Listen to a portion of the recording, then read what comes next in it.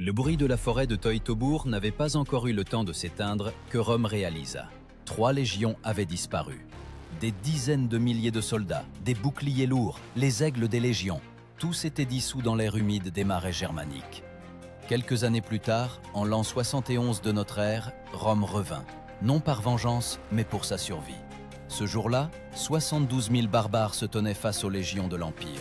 Une seule journée devait décider si Rome tomberait définitivement ou ressusciterait des cendres de la défaite. Un homme, encerclé par la fureur sauvage de l'ennemi, pourrait-il maintenir la ligne et rester humain? La réponse à cette question est cachée dans l'une des batailles les plus terrifiantes et brillantes de l'Antiquité. Tacite écrivait « Le sang romain exigeait une rédemption ». Cette phrase reflétait l'esprit de l'époque. Non pas la fierté, mais une nécessité désespérée de restaurer l'ordre, brisé par la défaite de Varus. Les légionnaires ayant survécu à cette humiliation avaient grandi dans la peur du Nord. Mais ils étaient désormais menés par un homme qui ne craignait pas l'obscurité, le légat Quintus Petilius Cerialis. Ces soldats n'étaient pas ordinaires. Leur corps était entravé par les plaques de fer des Loricae segmentatae, et sur leurs épaules reposait un poids de près de 30 kg. L'armure, l'épée, les lances de jet, le bouclier, la ration quotidienne de céréales et d'eau. Pour la plupart des gens modernes, cela équivaut à courir un marathon avec un bloc de béton sur le dos. Mais c'est précisément cette charge qui les transformait en un mur vivant. Le mur de bouclier, qui se refermait sous une pluie de flèches, s'appelait la testudo, la tortue. Lorsque les Germains déchaînaient sur les Romains des pierres et des lances, cette tortue avançait en rampant, heurtant sourdement le sol avec le fer, comme si la terre elle-même se déplaçait contre l'ennemi. À l'intérieur de cette formation, les légionnaires respiraient un air chaud, imprégné de sueur et de fer. Mais personne ne reculait. Les fouilles archéologiques sur le site de la bataille de Weserbourg ont révélé des rangées denses de flèches et de pointes, s'enfonçant dans le sol sur près d'1 mètre. Les traces de ces mêmes tirs que l'infanterie romaine avait supportés. Leur discipline n'était pas seulement une habitude militaire, mais une religion. Un ordre opposé au chaos. Selon diverses sources, les Germains avaient déployé environ 70 000 guerriers. Les tribus des Chauques, des Bructères, des Chérusques. Ils n'avaient pas d'uniforme unique, seulement la fureur et les voix de leur chef. Les chroniqueurs écrivaient que les rangs germaniques ressemblaient à une tempête, immense mais incontrôlable. Leur armement était rudimentaire mais mortel. De longues lances, les framae, de lourdes massues, parfois même des ossements d'ennemis tombés, attachés aux manches comme des amulettes. Mais derrière cette fureur se cachait la fatigue. Peu de gens savaient que les chefs germains ne se faisaient pas confiance. Chacun voulait la gloire, personne la soumission. Contre eux se dressait une machine, de fer, précise, cruelle, mais unie. C'est en cela que résidait la force de l'Empire. Quand le premier signal de trompette transperça le brouillard matinal, il sembla que la terre elle-même tremblait. Les légionnaires levèrent leurs boucliers et avancèrent, comme un seul corps. Ce rythme, lourd, implacable, était Rome. L'Empire ne se construisait pas sur la bravoure, mais sur l'ordre. Et cet ordre devait engloutir le chaos des Germains, comme un pas régulier absorbe le bruit de la foule. Mais avant que ne commence le jour sanglant, Rome devait se préparer. Chaque pas, chaque morceau de pain, chaque souffle dans la formation, tout était calculé. Car face au chaos, seul survit celui qui a d'avance calculé la mort. La préparation au grand affrontement avait commencé bien avant le premier choc des épées. Rome savait vaincre non seulement sur le champ de bataille, mais aussi avant, par les chiffres, la logistique, l'ordre. La légion de Cerialis marcha vers le nord pendant des semaines. Chaque soldat portait sur lui près de 30 kg de charge, armes, marmites, céréales pour 3 jours, équipement personnel et piquets pour fortifier le camp. Au total, une colonne de 20 000 hommes s'étirait sur 10 km. Chaque aube commençait de la même manière, le son de la tuba, un ordre bref, les étendards levés. La nuit, les Romains creusaient des camps fortifiés, fossés, remparts, palissades. Ces camps s'appelaient castra et étaient construits selon un plan strict. Les archéologues ont retrouvé leurs traces même 2 millénaires plus tard, des lignes régulières de fossés et de places, comme une géométrie de la victoire gravée dans la terre. Chaque castrum était comme une Rome miniature, où l'ordre régnait même dans la boue et la peur. Les Romains savaient, la discipline est plus importante que l'épée. Les centurions, vétérans très expérimentés, commandant une centaine de combattants, marchaient en tête, une baguette de vigne à la main. Cette baguette n'était pas un symbole de pouvoir, mais un instrument. Ils entrapaient le dos de ceux qui rompaient le rang. Plutarque écrivait que la peur de la disgrâce dans la Légion était plus terrible que la mort. C'est en cela que résidait l'essence de la machine impériale. Personne n'osait faiblir, car chaque pas d'un homme dépendait de l'épaule de son voisin. Les Germains, quant à eux, se préparaient autrement. Selon Tacite, ils se rassemblaient par tribus sous les cris des prêtres et la fumée des feux sacrificiels. Ce n'étaient pas les ordres qui les inspiraient, mais les chants. Ils n'établissaient pas de camp, mais vivaient à ciel ouvert, croyant que les dieux des forêts les protégeraient eux-mêmes. Leur corps était orné de tatouages et leurs cheveux blanchis à la chaux. Des crêtes blanches sur leur tête brillaient comme des signes de fierté sauvage. Dans ce chaos se cachait une force, une flexibilité et une folie que les Romains ne pouvaient comprendre. Les Romains appelaient de tels guerriers furor teutonicus, le délire des Germains. Ce terme est entré dans l'histoire pour désigner la fureur barbare qui pouvait balayer une formation si la discipline montrait une fissure. Mais Cerialis comprenait, le chaos n'est pas effrayant s'il rencontre un mur. Et il créait un mur non pas de pierre, mais d'hommes. Chaque légion était divisée en cohortes. Une cohorte, c'est 10 manipules, chacune de 2 centuries, de 80 hommes chacune. Toute cette structure était une machine parfaite. Quand la trompette appelait, chacun connaissait sa place, son arme, même son secteur de mort. Ce n'était pas seulement une armée, c'était un mécanisme vivant, où un seul homme valait des centaines de sauvages. À l'aube, la veille du combat, Rome se préparait à la dernière marche. Les soldats nettoyaient leurs épées, frottaient leur armure avec de la graisse pour qu'elle ne rouille pas sous la pluie. Les légionnaires mangeaient une bouillie de blé et de haricots, maigre mais nutritive. Selon les calculs de l'historien Goldsworthy, une telle nourriture donnait de l'énergie pour 20 kilomètres de marche. Ils avançaient dans leurs casques de fer à crête, sous le bruit des sabots et le cliquetis de l'équipement. Les chariots de vivres et les charrettes de forgerons suivaient. Les conducteurs étaient des esclaves et des citoyens affranchis, mais ils obéissaient au même règlement. L'ordre était assuré par les tribuns, de jeunes aristocrates qui acquéraient de l'expérience au combat. On leur confiait la tâche de transmettre les messages entre les centurions et le légat. La marche était une épreuve non moins difficile que la bataille elle-même. Les routes mouillées, le vent glacial des marais germaniques, le froid qui pénétrait sous l'armure. Tacite écrivait que les Romains marchaient comme à travers le souffle de la mort. Mais ce souffle les rendait plus forts. Ils ne portaient pas seulement des épées, mais aussi Rome. Son ordre, ses lois, ses traditions, la certitude que le monde barbare pouvait être dompté. Lorsque le soleil se cacha derrière le brouillard, les légionnaires s'arrêtèrent. Les signaux des trompettes annoncèrent « établir le camp ». La terre résonna sourdement sous les coups des pioches. 1 heure plus tard, un fossé, un rempart et une palissade s'élevèrent. Au centre, la tente du légat. À côté, les étendards et l'aigle de la Légion, symbole sacré dont la perte était considérée comme une honte pire que la mort. Les légionnaires se taisaient, mais chacun savait, demain, l'aigle s'élèverait de nouveau au-dessus de la terre où les légions de Varus étaient tombées autrefois. Cette nuit-là, beaucoup ne dormirent pas. Certains aiguisaient leur épée, d'autres murmuraient une prière à Mars. D'autres encore se contentaient de regarder dans l'obscurité. Derrière le rempart, on entendait les cris des Germains. Ils chantaient, appelaient les dieux, frappaient leurs boucliers. Le vent apportait l'odeur de la fumée et du sang. Les rituels sacrificiels avaient commencé. Le matin apporta le silence. Le brouillard s'étendait sur le champ, et dans ce linceul blanc, chacun sentait l'approche de quelque chose d'énorme. Les tambours se turent. Les trompettes restèrent silencieuses.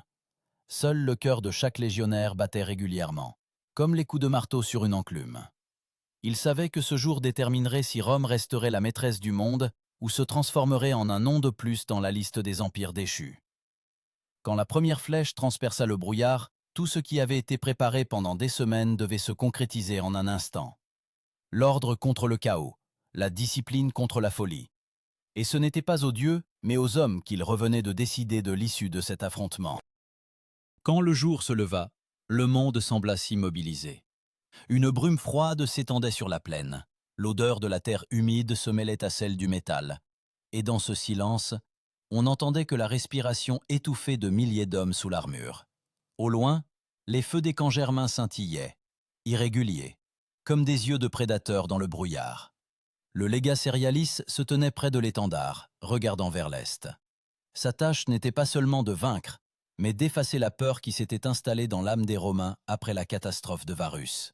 Quand les trompettes donnèrent le signal, les légions avancèrent. L'ordre était impeccable. En tête, l'infanterie lourde, derrière elle, les archers et la cavalerie.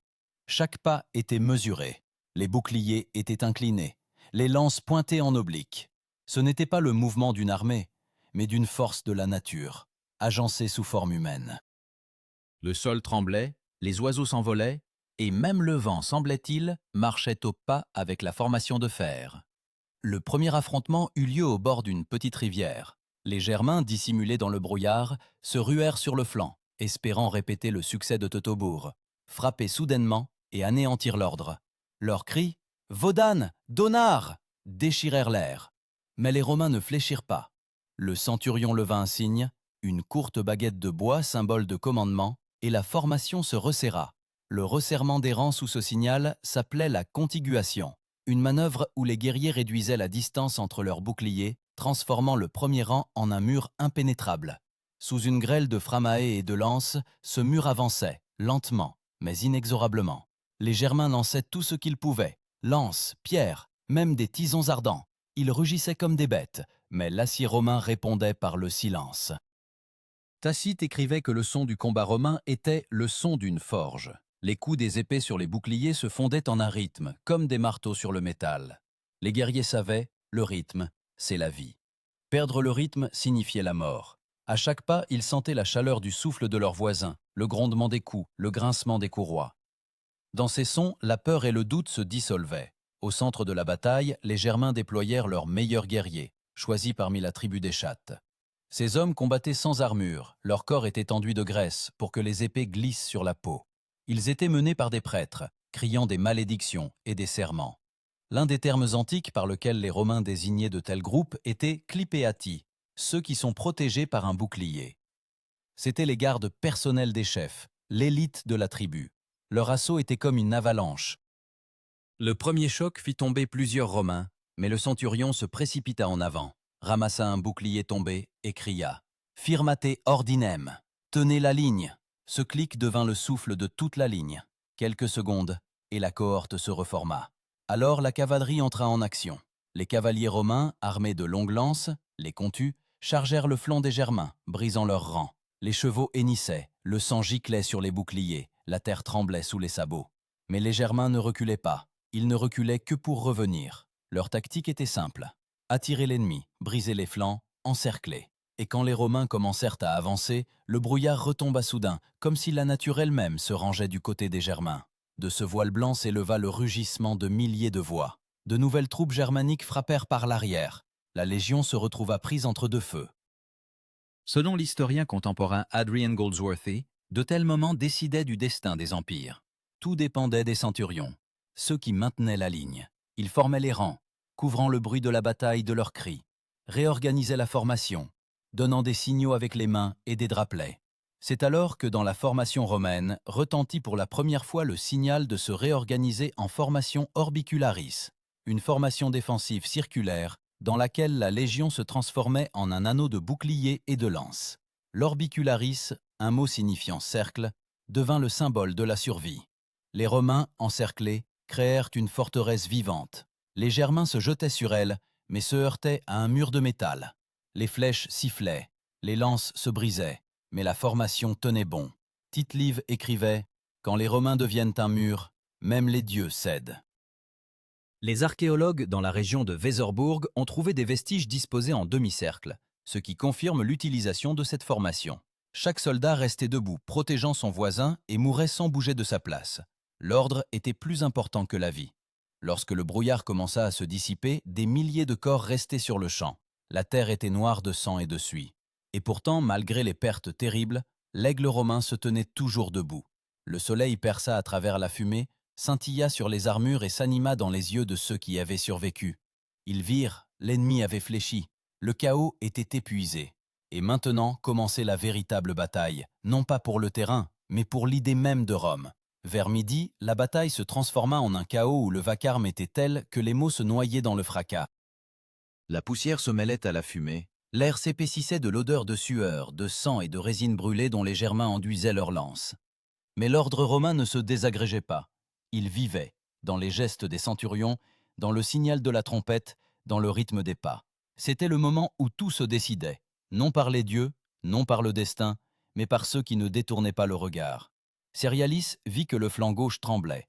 Là, les Germains pressaient en masse, essayant de briser la formation. Leur assaut rappelait une marée.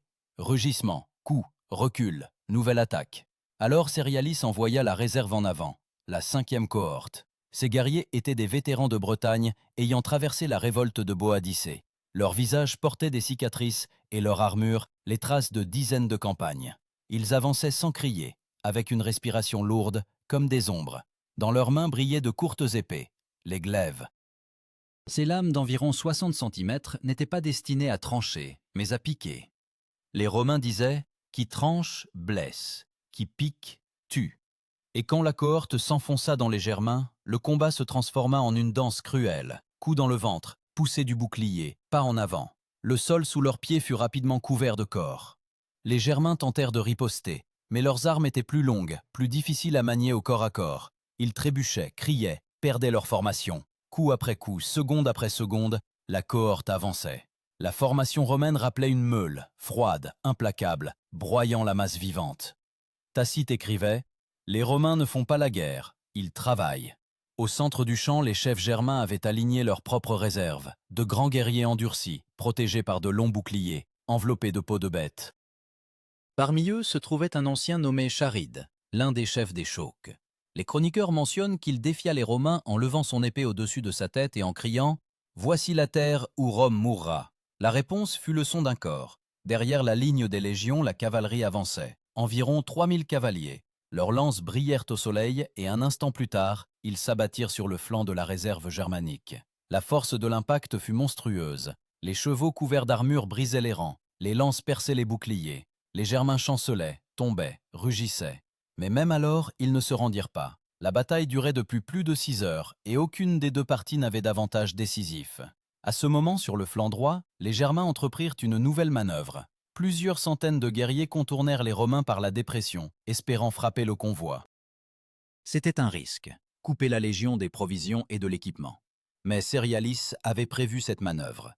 Il ordonna au légat Sabinus de déployer des manipules de réservistes. Ces réservistes étaient appelés auxiliaires, alliés des provinces conquises. Parmi eux se trouvaient des Gaulois, des Espagnols et des Numides. Ils ne portaient pas d'armure lourde, mais se déplaçaient rapidement et connaissaient les ruses du combat.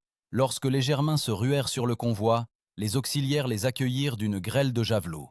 Ces lances légères à lancer, les pilas, se pliaient à l'impact afin que l'ennemi ne puisse pas les utiliser. Après la première vague de javelots, le combat se transforma en une mêlée. Les Romains se battirent avec acharnement, défendant non pas l'or, mais l'ordre dont dépendait la vie de toute l'armée.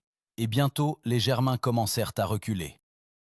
Les découvertes archéologiques dans la région de Weserburg confirment la présence de chariots brûlés, d'armes et de pièces de monnaie, traces de cette attaque sur le convoi.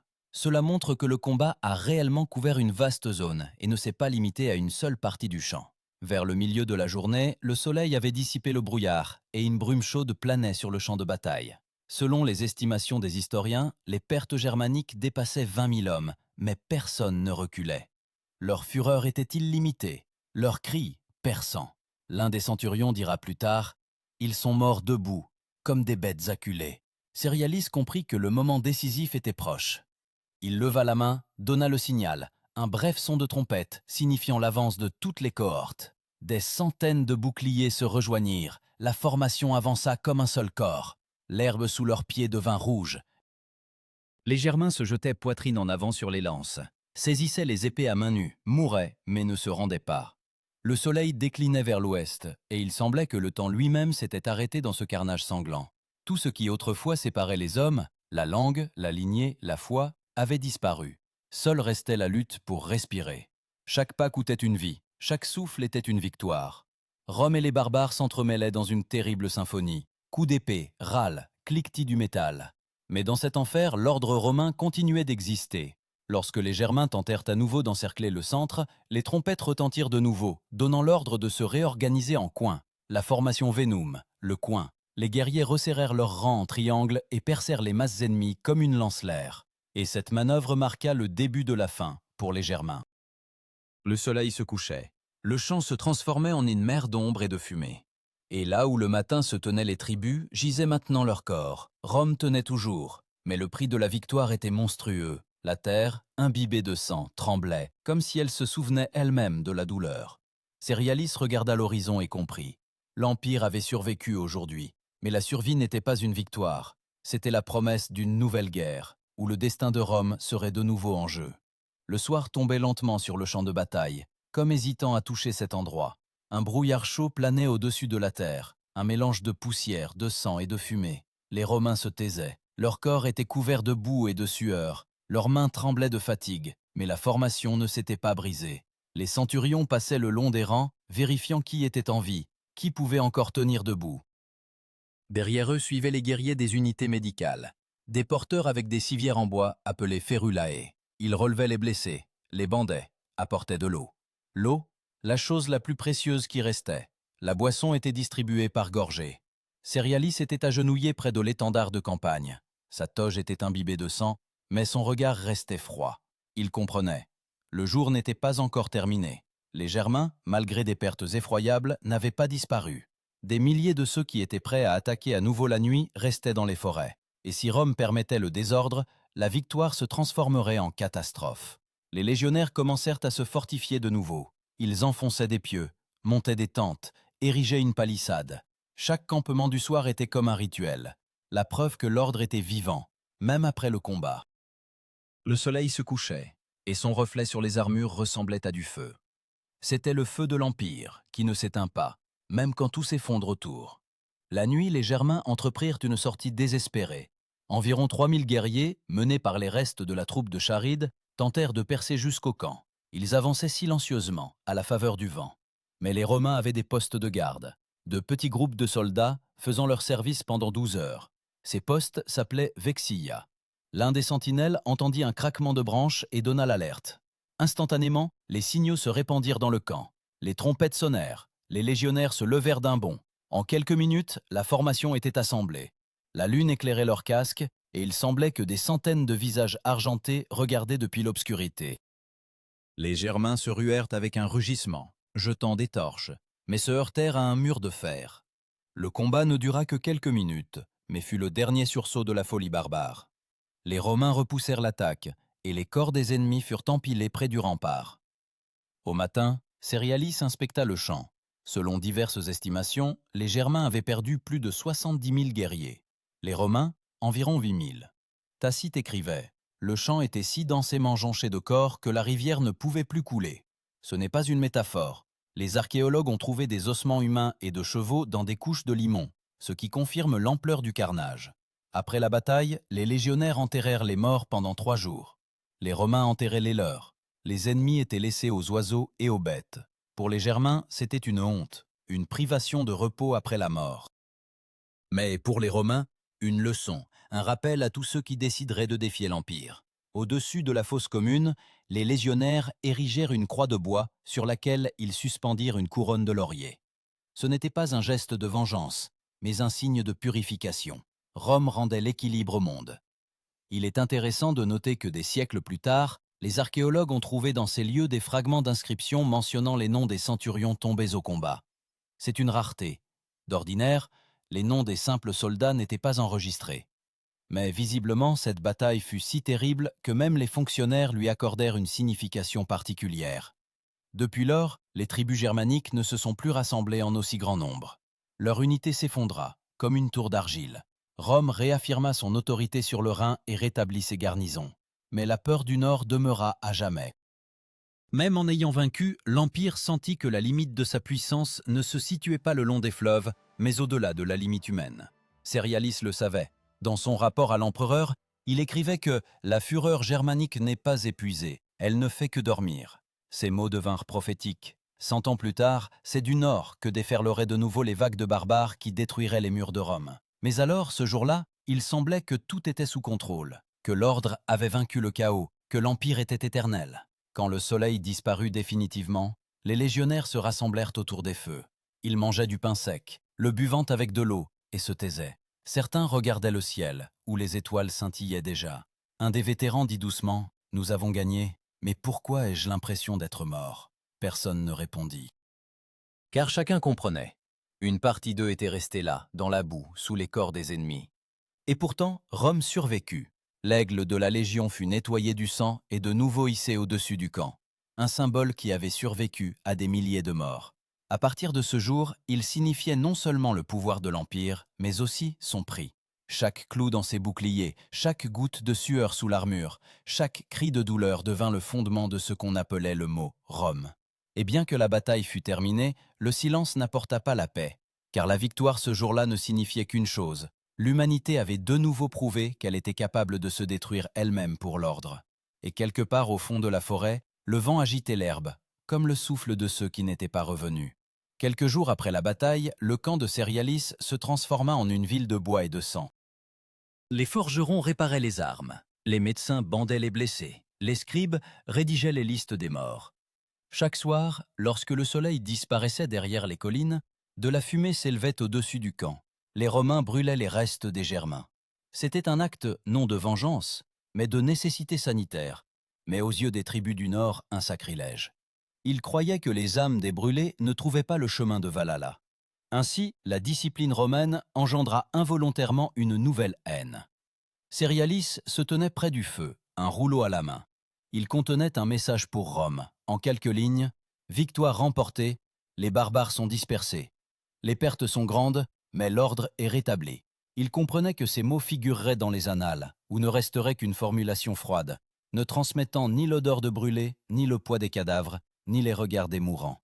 L'histoire atténue toujours la douleur. La nuit, Cerialis eut du mal à s'endormir. Les visages de jeunes soldats lui revenaient en mémoire, ceux qui riaient le matin et gisaient les yeux éteints le soir. Il le savait, l'Empire ne se souviendrait que des chiffres. Mais pour lui, chacun d'eux était un univers effondré dans la boue. À l'aube, les trompettes sonnèrent le rassemblement. Les légionnaires se mirent en rang et l'étendard de l'aigle s'éleva de nouveau. Au son des tambours, l'armée se dirigea vers le sud, laissant derrière elle un champ fumant, où l'herbe ne repousserait plus. Au vent claquaient des lambeaux d'étendards germains, derniers témoins d'une fureur que Rome avait su maîtriser, mais non anéantir. Ainsi s'acheva cette campagne, non pas par la gloire, mais par le silence, où résonnaient les pas de ceux qui s'en allaient.